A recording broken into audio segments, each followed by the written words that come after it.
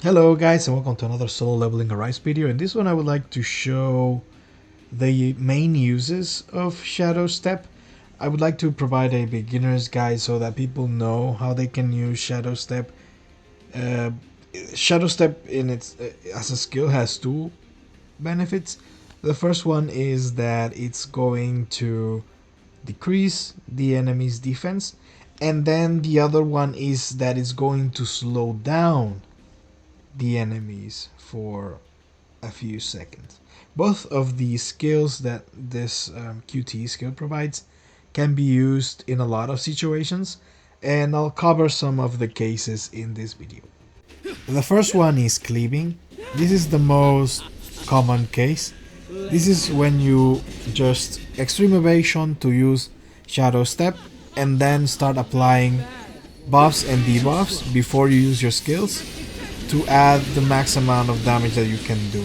You can also summon your Shadow Army for some extra damage, and this usually works quite well because you have this 3-second window where you can set up. So you're using both the defense decrease and the 3-second slowdown to your advantage. You can apply this several times, and if you use it continuously then you will apply a good amount of damage in a low amount of time. Another good use is a delayed Shadow Step. So instead of dashing towards the enemy, you can just extreme evasion, wait for a skill to be over, and then use Shadow Step. This is also very popular in Power of Destruction with the hands, because there are moments where you cannot hit it, so you have to wait for it.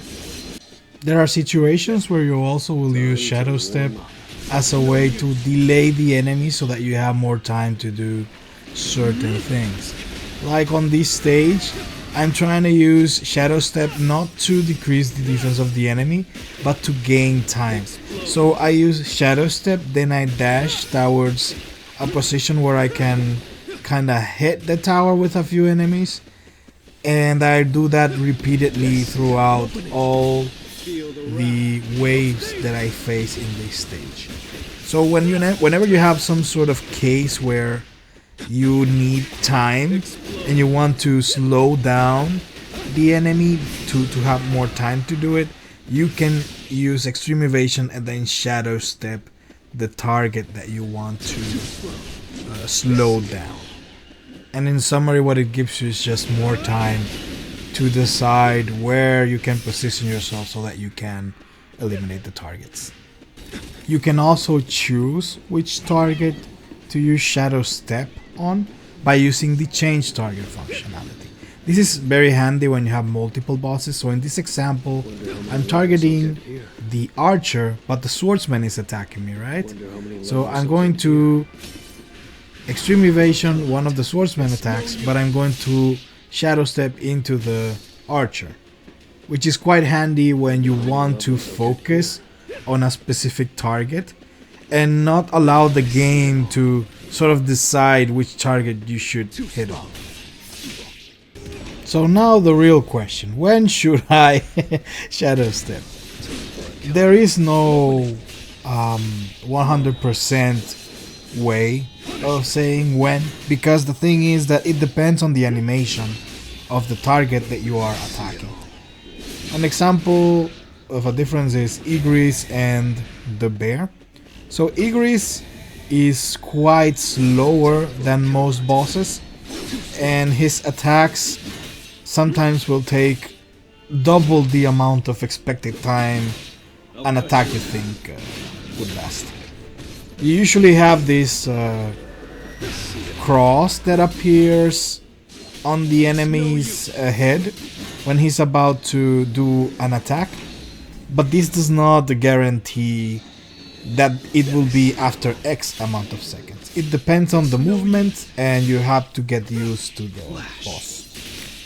The bear in floor 25 is a good place to practice, in my opinion.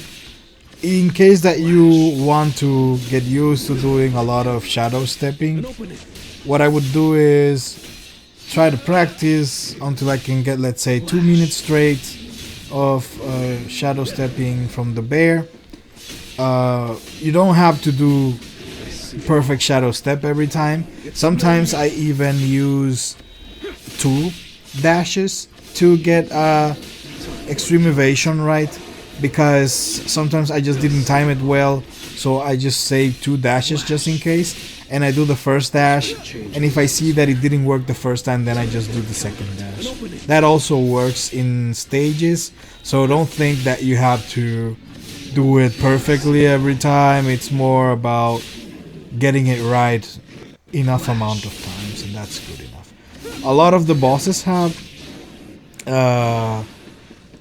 similar times of animations, but there is no 100% way. The only way that you can, like I said before, the only way that you can know when to do the extreme evasion is just by getting used to the boss. Sometimes you get it right the first time, sometimes it takes a bit more practice.